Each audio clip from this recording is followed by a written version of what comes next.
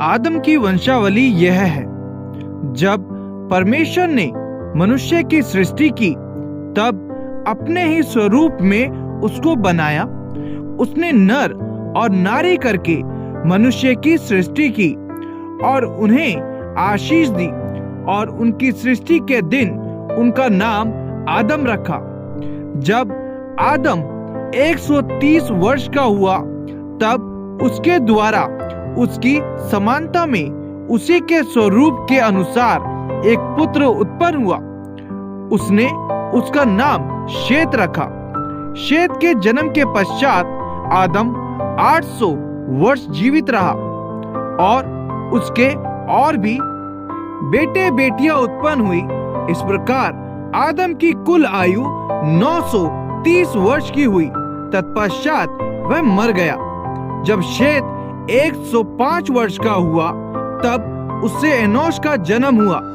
Enosh के जन्म के पश्चात शेत 807 वर्ष जीवित रहा और उसके और भी बेटे बेटियां उत्पन्न हुई। इस प्रकार शेत की कुल आयु 912 वर्ष की हुई। तत्पश्चात वह मर गया।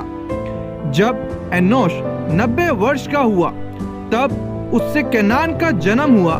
केनान के जन्म के पश्चात एनोश 815 वर्ष जीवित रहा और उसके और भी बेटे बेटियां उत्पन्न हुई।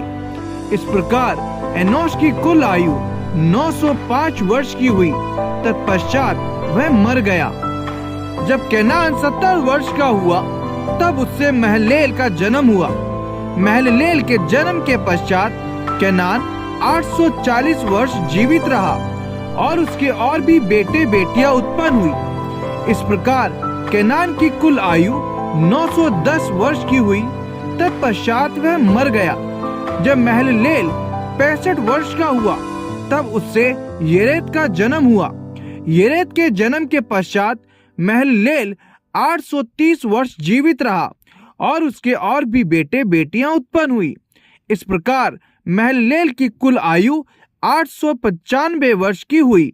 तत्पश्चात वह मर गया।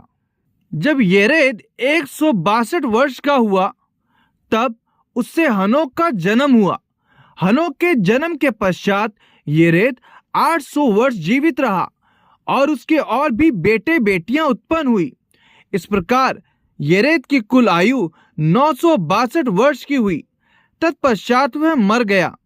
जब हनोक 65 वर्ष का हुआ तब उससे मतुशेलह का जन्म हुआ।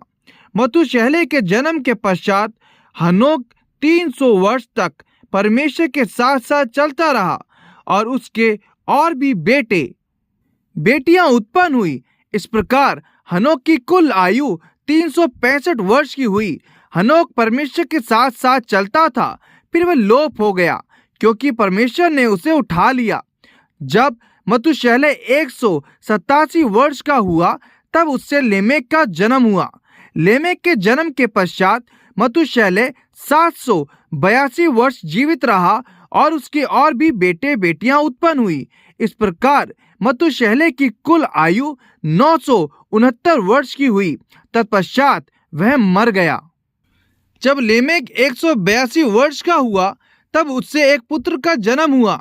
उसने यह कहकर उसका नाम नूह रखा, यहोवा ने जो पृथ्वी को शाप दिया है उसके विषय यह लड़का हमारे काम में और उस कठिन परिश्रम में जो हम करते हैं हमको शांति देगा। नूह के जन्म के पश्चात लेमेक 595 वर्ष जीवित रहा और उसके और भी बेटे बेटियां उत्पन्न हुई। इस प्रकार लेमेक की कुल आयु 777 वर्ष की हुई। तत्पश्चात वह मर गया और नूह 500 वर्ष का हुआ और नूह से शेम और हाम और येपेत का जन्म हुआ।